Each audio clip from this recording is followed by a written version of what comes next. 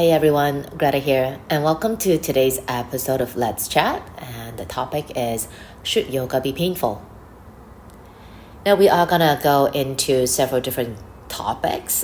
We are first of all going to explain what is pain or define what is pain, and also about yoga. Different aspects of yoga and its relationship to pain, and also my perspective about this very topic. All right, so pain. What is pain?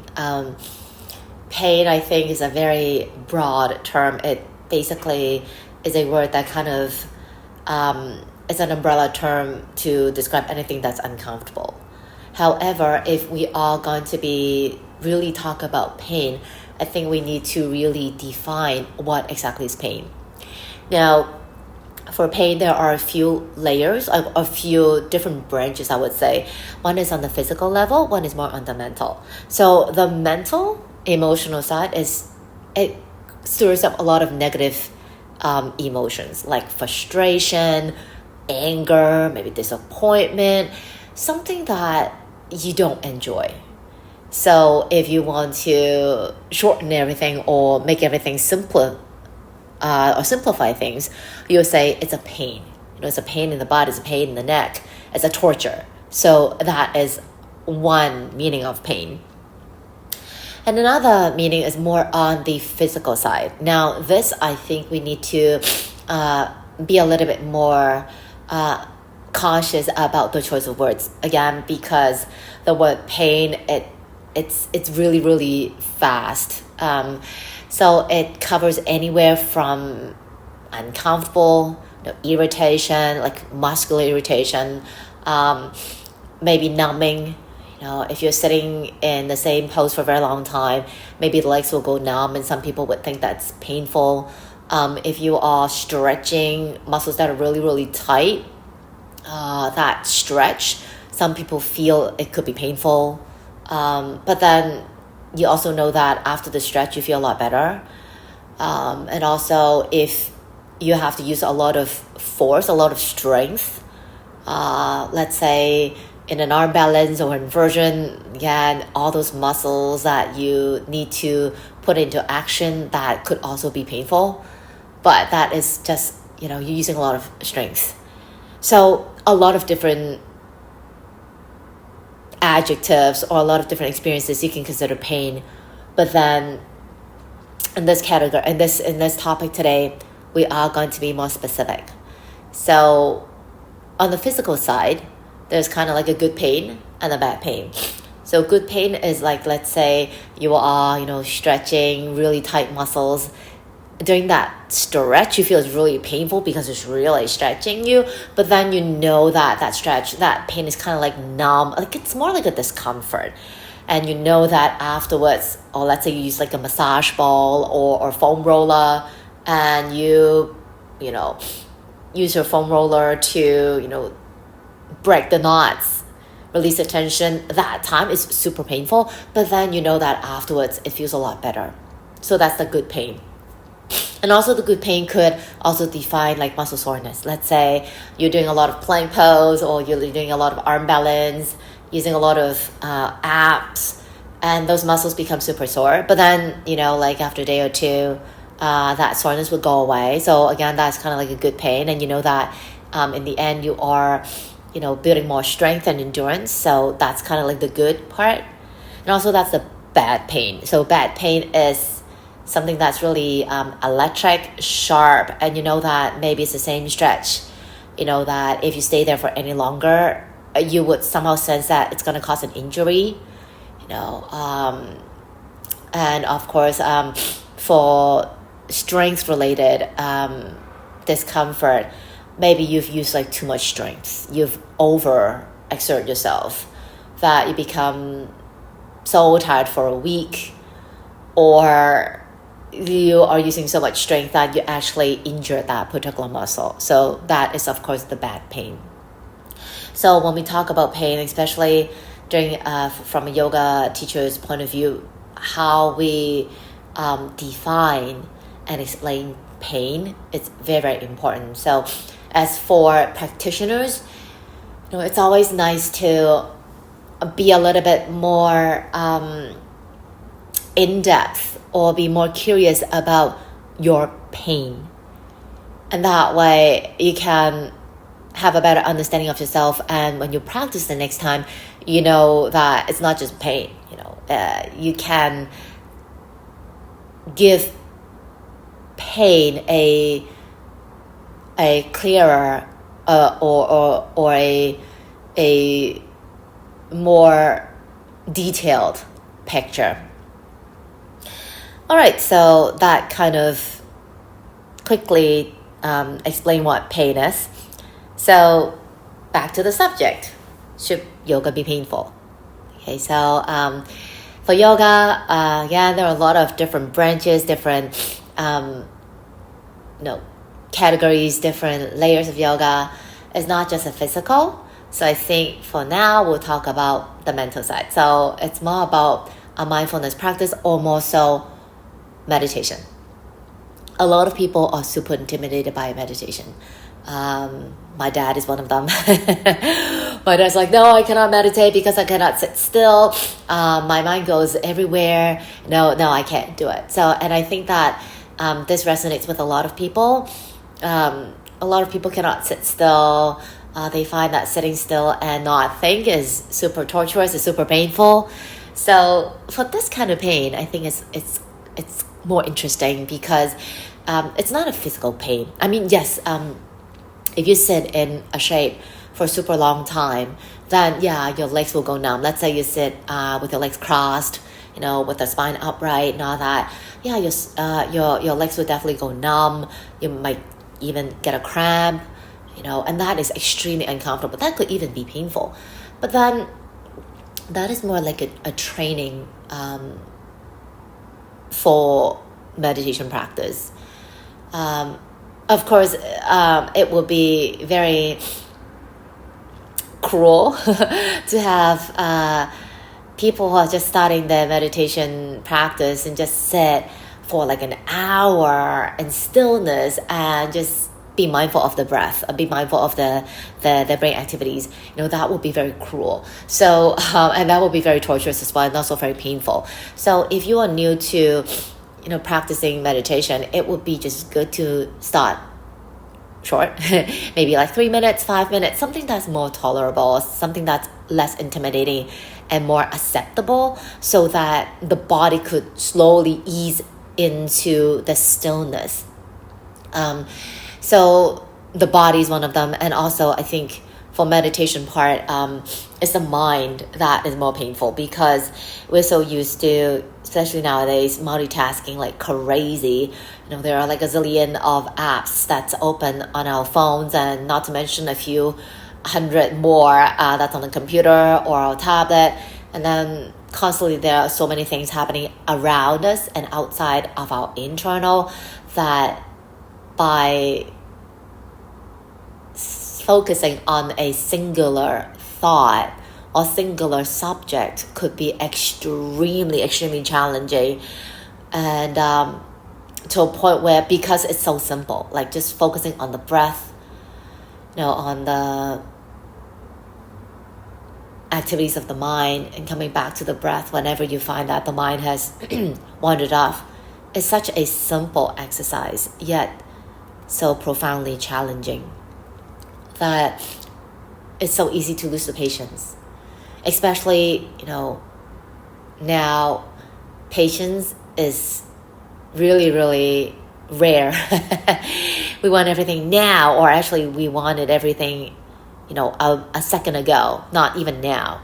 That whenever we have to slow down and be patient, that is extremely difficult to a lot of people.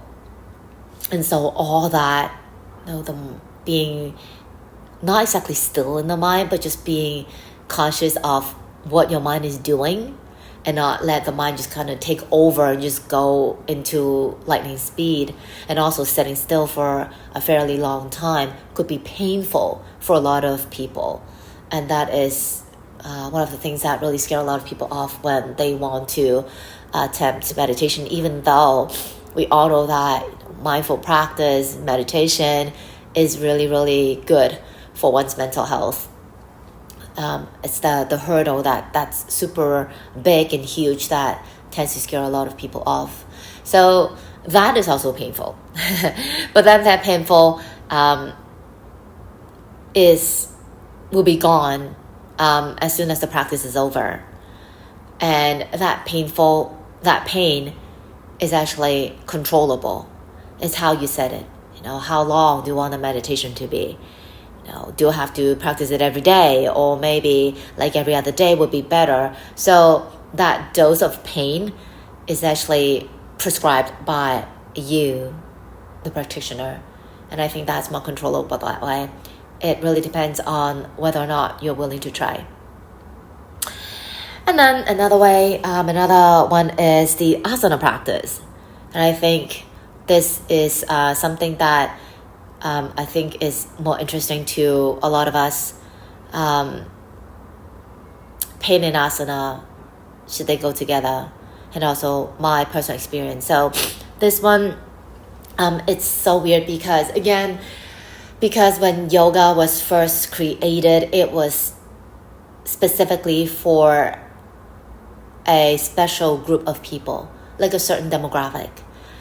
So those who are trained, in the physical yoga aspect, there was a lot of strength and mobility involved, and a lot of the yoga shapes, they were not for everyone. Okay, they were just for a specific group of people. But then over time, as yoga became more popular, and also it has become like an alternative healing therapy, that more and more people from different backgrounds, different age groups, everything are starting yoga or trying out yoga.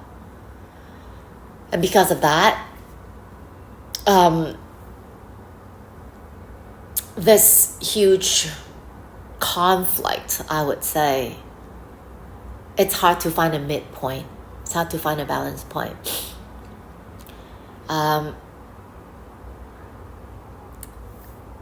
It is very, very difficult for people who are trying to use yoga as a way of healing to do shapes that are, or to be in a class that's not for healing purposes. Again, it's super odd because well, you know what, let's back off. Let's just go back a little bit. Going back to the physical yoga practice, the pain, there's also the mental and the physical. For the mental part, there are certain shapes that we just don't like to do. A lot of people are intimidated by back bends because, again, a lot of people have very stiff back, a stiff lower back. Again, that's very, very natural because of our lifestyle nowadays. A lot of us have tight lower backs. A lot of us have tight hamstrings. So if you do forward folding, again, a lot of people are like, oh my gosh, I feel my hamstrings are pulling like crazy. But then at the same time, they feel that, they have to do more to feel better. So again, there's this huge conflict that's happening. So, and added on top of that is some people are using yoga as a way of healing. But then some of the classes, the way that they're taught or the practice themselves are not for that particular purpose. And that's where the conflict comes in. I think that there's like a non-cohesiveness happening.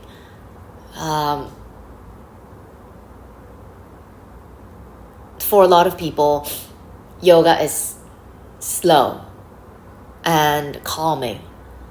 But then because of the society that, especially in Hong Kong, that we want everything to go faster and to see huge improvement quickly, that sometimes as teachers, when we want to get more students or more people become more popular, that we might start to teach in a speed or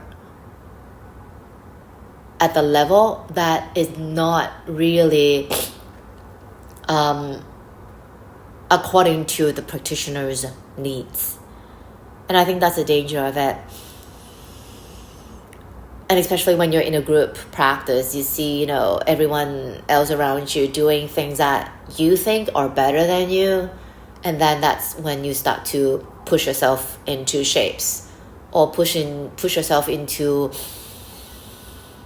a speed that is not, friends with you. And that's when the pain comes in. And of course, again, no pain, no gain. I think that this phrase is hugely harming, especially in the yoga world. And also, again, some people, not everyone is using yoga as like a healing tool. Some people are using yoga as more like a complementary practice. Let's say they are marathon runners or they are avid runners. They love to run long distance. And they're using yoga as like a complementary practice to their running. And some people they play tennis or they play like soccer or basketball, like other sports, and they're using yoga as something as a tool to kind of help them relax or help them enhance their performance in their primary sports. But then because of a lot of other sports, they are very competition based.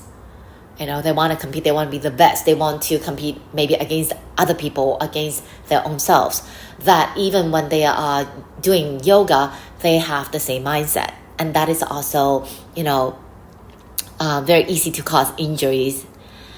But then I think that mostly is because the way that we are brought up and the society, the lifestyle of our society, that again is very goal-oriented, hugely ambition in everyone, that when we enter a yoga room or yoga studio, it's more like a competition, like a mini competition. Could be competing against other people or maybe just competing against your own self, and they constantly pushing. They want to achieve better results. They want to be better than they were yesterday. They want to be better than the person next to them. And so often, and of course with this mind, and also nowadays a lot of people are so disconnected with themselves. We rely on the watch to let us know our heart rate. We cannot really feel ourselves. We rely on external confirmation about our bodies and not really reach in and just, take a pause and really feel how we are feeling. Things like that. So there's a disconnection with our bodies and our own selves, that when we get into poses, get into yoga shapes that are physically too demanding for us at that level, we're not aware of it. And that's when it snaps. And that leads to my personal experience of being injured and pain in yoga. As you might know, I've been practicing yoga for a very long time. Started off being extremely ambitious, extremely egoistic. I got injured myself quite a lot, and that pain, I kept pushing through the pain. I was injured. My hamstrings got pulled. I could still remember that sound of that snap. It was from a yoga teacher that helped me into the shape. And I didn't stop. Even when I couldn't walk the next day, I still did not, take a break from my yoga practice. I kept pushing, and with the pain, I kept pushing, and until that it became like really deep scar tissues now. So it always comes back and haunt you, like all those things that I managed to, did to myself, or let it be done to me, I'm still paying the price. I got in my hamstrings injured more than a decade ago. Still I'm paying the price. I have to be extremely careful, extremely mindful of how I practice. And also I injured my lower back from a king cobra pose that I was attempting without much warm up. Again, I neglected the pain.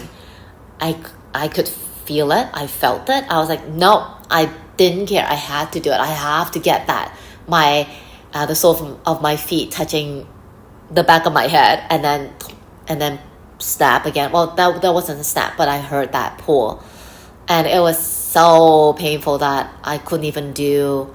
I had to freeze in a tabletop pose before I could slowly sit down to hero and then eventually come down into child pose. That took maybe half an hour. Ever since then, I've been like so careful about pain, like categorizing or defining what pain is and how pain is in my body. Again, earlier on in the episode, I explained about pain, like there could be discomfort, irritation, maybe frustration in the mind that causes the pain, or sharp and jabbing pain. So every time I practice now, especially I still have quite a deep physical practice, I have to be mindful, categorizing pain, and which actually is quite interesting now, because I know what I can do, and I know that what I should take a break from. Maybe today, maybe tomorrow I don't need to. Maybe with enough rest, my body tomorrow would feel better. Than that sharp jabbing pain might be just a little bit irritation or discomfort. That with the help of my breath, maybe with some patience, I would be able to get into the shape with more ease. Again, that shape is not the goal. Again, it's always a tool to help me understand my body at the time, and also to understand myself. Like, am I pushing myself too much? Am I being like too egoistic today? Maybe I should just take a step back. Or maybe that, hey, I am being a little bit too gentle. That sometimes, you do need, the body does need that stretch, that a little bit of stimulus in order to feel more fresh and awake at times. Sometimes you do need that. So again, pain, yoga and pain, it is always a balancing act. And I think that by having the right dose, then the practice could be healthy, the practice could be safe. Yeah, just you have to understand what kind of pain it is and how you are, approaching that pain, how you're approaching that pain in your practice. That is really, really different. So yeah, that's it for my sharing for today. Hope it's helpful, and I'll see you again soon. Take it easy.